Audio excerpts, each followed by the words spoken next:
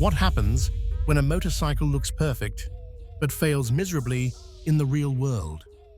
In 2025, dealers across the US and Europe are quietly battling a hidden problem. 12 motorcycles they simply cannot sell, no matter how many discounts, redesigns, or marketing campaigns they throw at them. Today, I will explore 12 motorcycles model dealers are struggling to sell in 2025. Number 12. Harley-Davidson Nightster. What happens when Harley tries to reinvent its soul, but the heart doesn't follow? That's the challenge with the Harley-Davidson Nightster in 2025. Dealers say it's too clean and modern for the old-school Harley faithful, yet too pricey and understated for new riders chasing excitement. Under the tank lies a 975 cubic centimeter Revolution Max 975T liquid-cooled V-twin, delivering 91 horsepower at 7,500 revolutions per minute and 72 foot-pounds of torque at 5,750 revolutions per minute.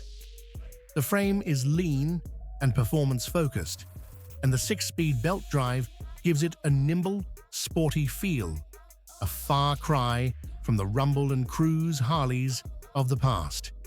Yet, its MSRP starts at just $9,999, deceptively low because the perception cost is much higher.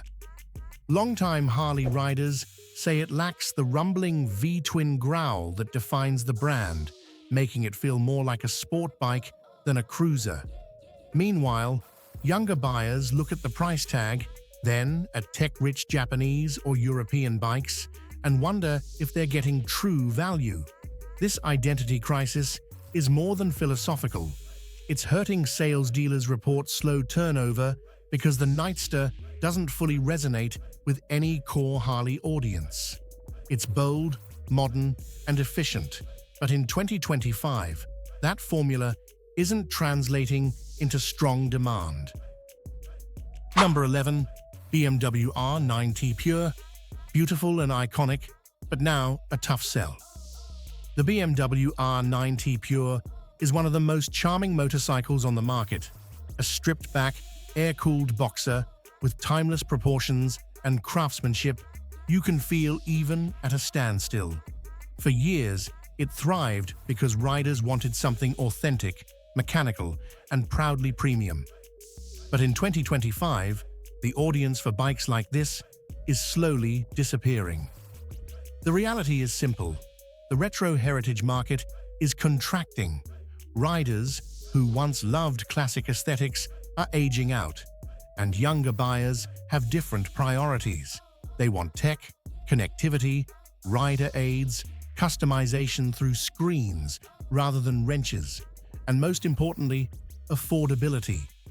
And that's where the R nineT Pure struggles. It's undeniably gorgeous, but when you look past the charm, you get a bike with minimal electronics, no fancy display, no IMU, and performance that's more about character than outright value. Meanwhile, modern retros like the Triumph Speed Twin, 1200, and even much cheaper options like Royal Enfield's Super Meteor offer style, features, and lower prices that appeal directly to today's buyers. Dealers know this, which is why many have a hard time moving R nineT units unless they offer serious discounts.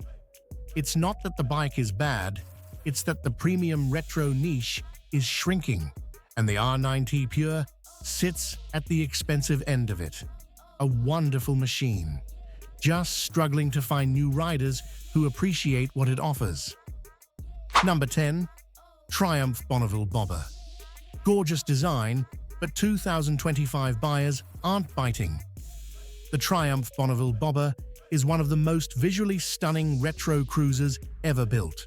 Low, clean, muscular, and dripping with heritage charm. In photos and in showrooms, it steals attention instantly. But in 2025, that beauty isn't translating into strong sales, and dealers across multiple markets are feeling it. The problem isn't performance. Its 1200cc high-torque twin, producing around 76 horsepower and 106 Newton-meters of torque, delivers a smooth, rich, classic riding feel. The handling is surprisingly sharp, and the exhaust note alone can sell the bike. But when riders look past the style, the challenges begin. First, the premium price, around $14,000, pushes it out of reach for many new riders who simply want a cool retro cruiser, and the retro segment has changed fast. Brands like Royal Enfield, Bonneville, and even Honda now offer stylish cruisers at half the price, with more features and far better practicality. And speaking of practicality, the Bobber doesn't have much. A single seat, limited suspension travel, minimal storage, and a rigid stance make it more of a weekend machine than a daily rider. Today's buyers want versatility, tech, connectivity, and value. The Bobber delivers emotion, not utility. It remains a style icon, but in 2025, style alone isn't closing the deals anymore. Number 9. Ducati Scrambler 1100. A stylish heavyweight that can't justify its cost anymore. The Ducati Scrambler 1100 used to be the dream upgrade for riders wanting a bigger, more powerful retro machine. It had the style, the prestige, the Ducati badge, but in 2025, dealers say it's one of the hardest Scrambler models to move, and the reasons are becoming impossible to ignore. On paper, it should work. The 1,079 cubic centimeter L-twin engine produces 86 horsepower and 88 Newton-meters of torque, offering smooth, mid-range power and a premium riding feel. Features like cornering ABS, multiple ride modes, and quality suspension make it more advanced than most retro bikes. But the problem? It's simply too heavy, too expensive, and too confused about its identity.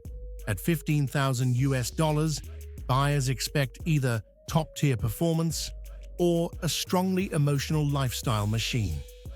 The Scrambler 1100 falls somewhere awkwardly in between. It's 212 kilograms, noticeably heavier than what Scrambler riders want, reducing the fun factor and agility the segment is known for. Meanwhile, the competition has exploded. Royal Enfield, Moto Morini, Honda, and Bonneville now offer stylish, lightweight Scramblers for a fraction of the price. Even Ducati's own Scrambler 800 models outsell the 1100 by huge margins. The result? Dealers say it attracts admiration, not purchases. People love the look, nod at the name, and then walk away toward cheaper, lighter alternatives. A premium retro, yes, but in 2025, it's losing a battle it once dominated. Number 8. Honda CB1000R. What happens when a motorcycle is praised by critics, yet ignored by the people who actually buy bikes? That's the strange story of the Honda CB1000R in 2025. A machine that looks premium, feels premium, but sits untouched on showroom floors. The CB1000R was once a design revolution. Its neo-sports cafe styling, metal surfaces, exposed frame, minimalist LED round headlight made it a standout, and with a 998 cubic centimeter inline-4 producing 143 horsepower, it's no slouch in real-world performance. But the world has changed, and sadly, the CB1000R hasn't. At $13,800 riders now expect a fully modern package: TFT display, IMU-based traction control, cornering ABS, Bluetooth, the works. But the CB1000R still carries an aging LCD dash and electronics that feel a generation behind.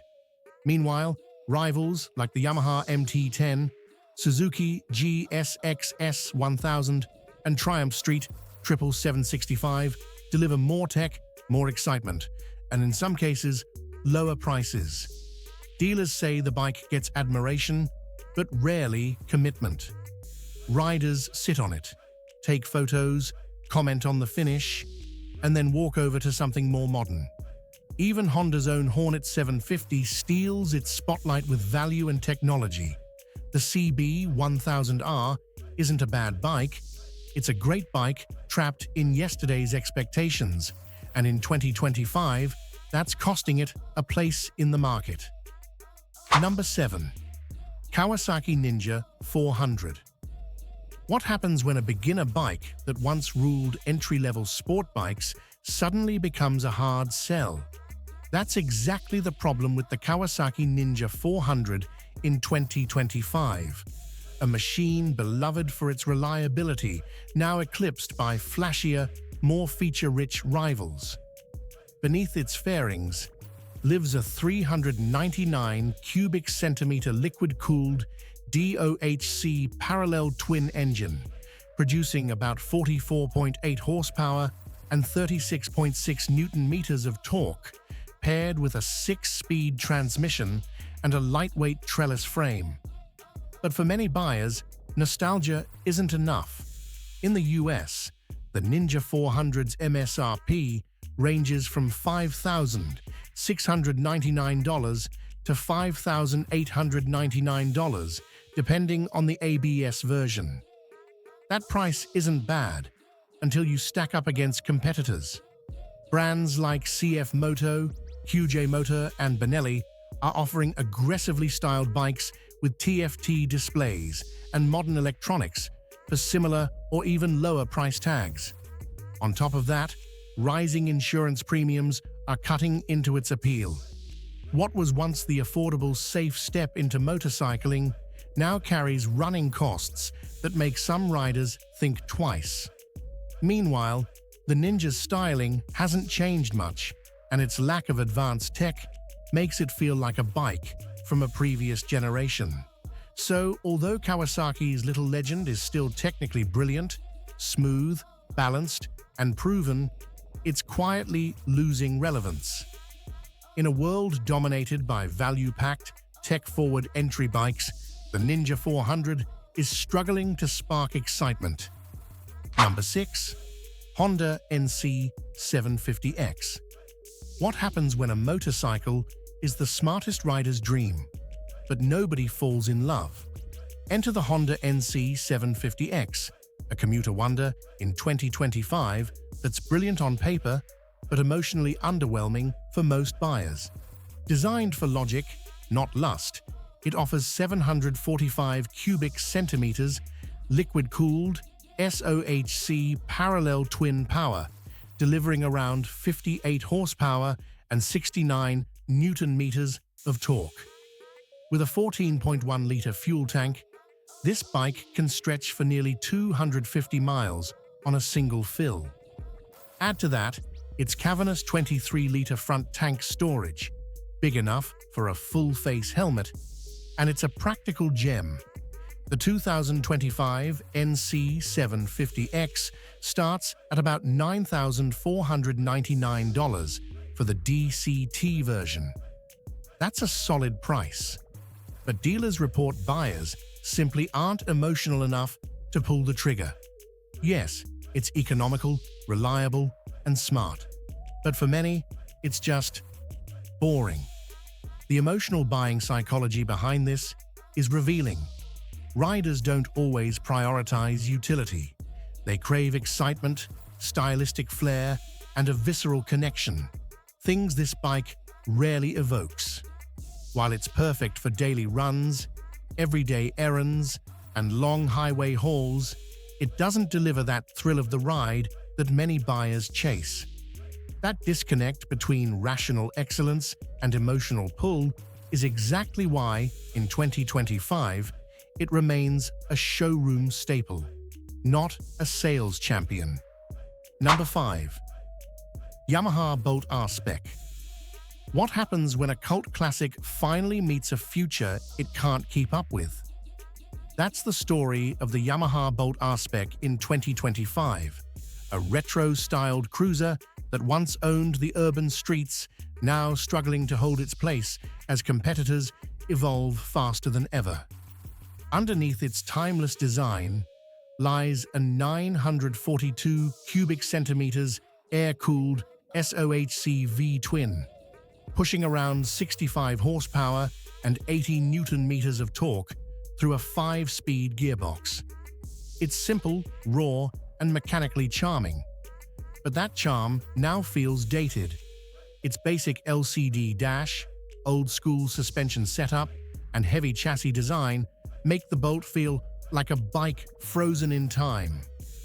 In the US, the Bolt R-Spec hovers near the $8,899 price mark, which wasn't an issue years ago, but today, that number faces brutal competition. Royal Enfield's cruiser lineup offers premium finishes and modern features at far lower prices. Meanwhile, Chinese manufacturers are flooding the market with tech-loaded alternatives, TFT displays, ride modes, ABS upgrades, all while undercutting Yamaha's price. Dealers tried slashing prices, offering incentives, even using nostalgia-driven marketing. But demand continues dropping because the Bolt belongs to an era where simple cruisers ruled the streets. In 2025, riders expect more features, more tech, more value. The Bolt R-Spec remains a lovable classic, but it's a classic that the modern market has quietly outgrown. Number 4. Suzuki GSX-S750. A great bike in 2018, but the world moved on. The Suzuki GSX-S750 is one of those bikes that proves a painful truth. Being good isn't enough when the rest of the world evolves faster than you do. Back in 2018, it was a fantastic middleweight street fighter. Sharp throttle response, a lovable inline-4, and handling that felt both stable and playful. But in 2025, it's fighting a battle it simply wasn't prepared for. While every rival stepped into the future with TFT dashboards, smartphone connectivity, IMU-based traction control, wheelie control, cornering ABS, and modern aggressive styling, the GSX-S750 stayed almost exactly the same. Same LCD dash, same electronics package, same blocky design.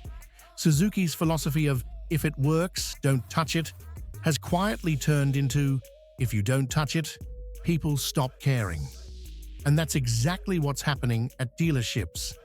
Even when they discount the GSX-S750 heavily, buyers look at options like the MT-09, Z900, Hornet 750, and even budget Chinese street fighters.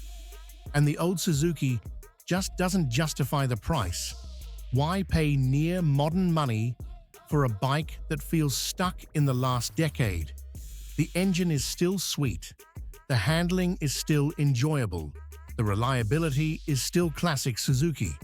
But in a segment where tech and style matter as much as performance, the GSX-S750 simply can't compete. It didn't get worse. Everything else just got better. Number 3. KTM 1290 Super Duke R. Raw power is thrilling, but not when it scares the buyers away. The KTM 1290 Super Duke R has always been known as the Beast, and in 2025, that reputation is both its biggest flex and its biggest problem. This motorcycle isn't just powerful, it's borderline unhinged.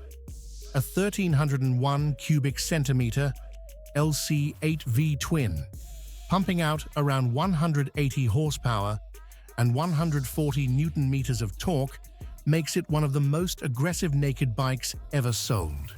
It's raw, loud, violent, and brutally fast. The kind of machine that demands total respect. But here's the issue. Very few riders actually want something this extreme anymore. Dealers report that the Super Duke R attracts tons of attention online, but only a tiny niche of buyers walk in ready to purchase. Most riders want balance, comfort, electronics, and everyday usability, not a bike that tries to rip their arms off. On top of that, insurance costs have skyrocketed for hyper-nakeds in 2025, and maintenance on the LC8 platform isn't cheap. Combine that with the high starting price, roughly $20,000 USD, and you get a bike that intimidates wallets as much as it intimidates riders. Meanwhile, rivals like the Yamaha MT-10, Ducati Street Fighter, Z2, and even the Aprilia Tuono 4 offer performance that's still wild but far easier to live with. The Super Duke R remains an icon, a true monster. But in today's market, being too wild makes it a hard sell. Number 2. Indian FTR 1200. Here's a paradox. The Indian FTR 1200 wins awards, gets glowing reviews, and impresses every rider who test rides it. Yet it's one of India's slowest-selling bikes in 2025. Why? Because admiration doesn't always equal practicality. The FTR 1200's DNA comes from flat-track racing, and you feel it instantly. The 1203 cubic centimeter V-twin, pumping out 120 horsepower and 120 newton meters, gives explosive mid-range power.